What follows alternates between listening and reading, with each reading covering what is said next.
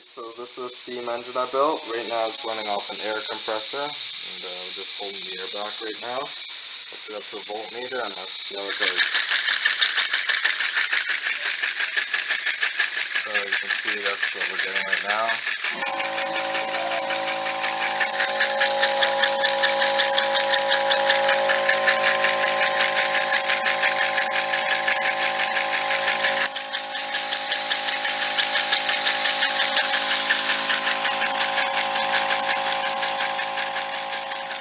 And now with the light bulb as a load, one LED, the other is right there.